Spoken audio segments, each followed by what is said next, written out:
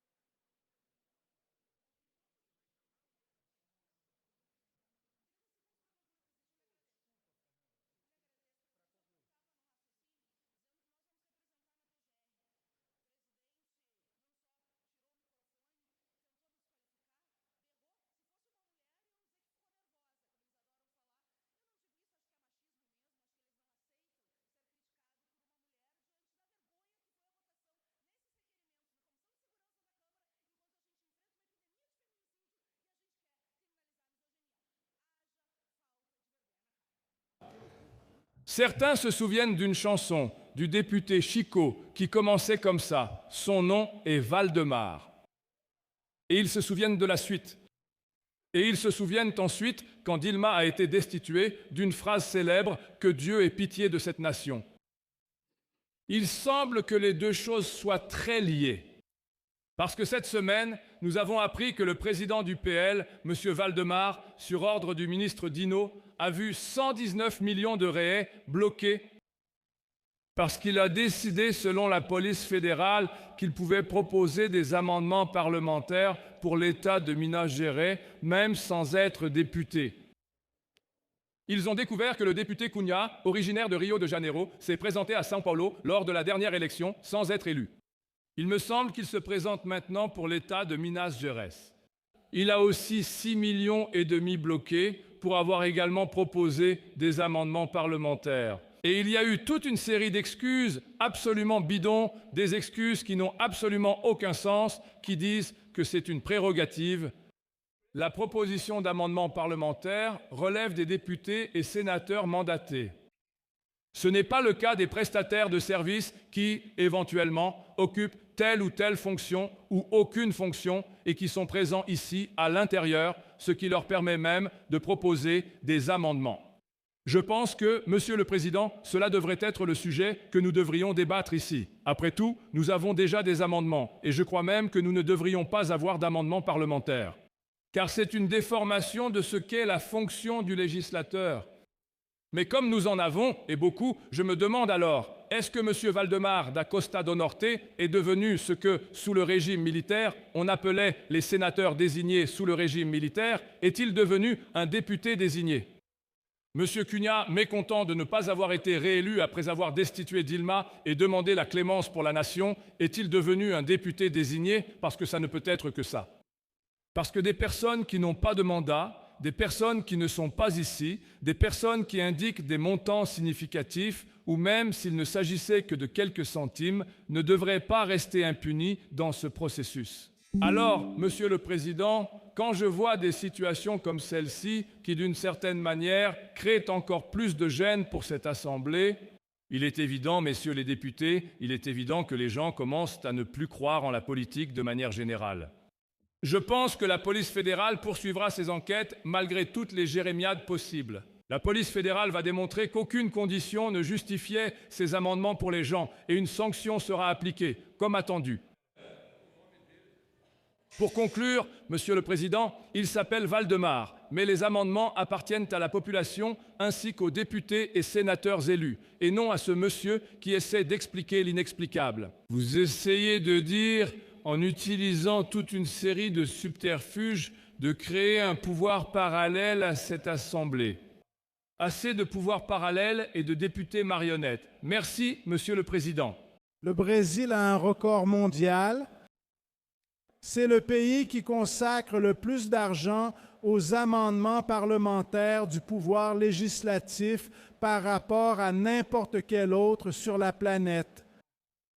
Cela signifie que ces amendements parlementaires, qui dans le budget de 2026 atteignent la somme de 61 milliards de réais, faussent l'harmonie de la République fédérative, de l'articulation entre les pouvoirs et des politiques publiques nationales.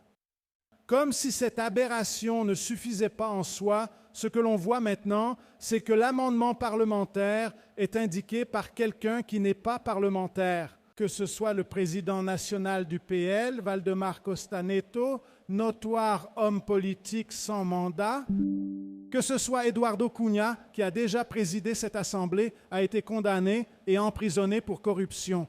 Ensuite, la Cour suprême fédérale a annulé sa condamnation comme celle de plusieurs autres, mais maintenant, il propose aussi des amendements, y compris en les définissant lui-même, Eduardo Cunha, en dialogue avec des fonctionnaires de cette Assemblée, des amendements pour plusieurs municipalités du Minas Gerais où il envisage de se présenter comme député. Lui qui a déjà représenté Rio de Janeiro et a déjà tenté sa chance à São Paulo. Donc cela réduit l'importance du budget public. C'est la continuité, y compris avec les amendements de commission et de rapporteurs du budget secret. Une petite pancarte? Je ne suis pas d'accord avec cette règle. Je pense que ça devrait être libre, mais si c'était le cas, si c'était nous, oh mon Dieu! Pas besoin de pancarte, mais elle l'a apporté en plénière. Je suis contre cette réglementation, mais avec nous, il nous l'aurait déjà rappelé.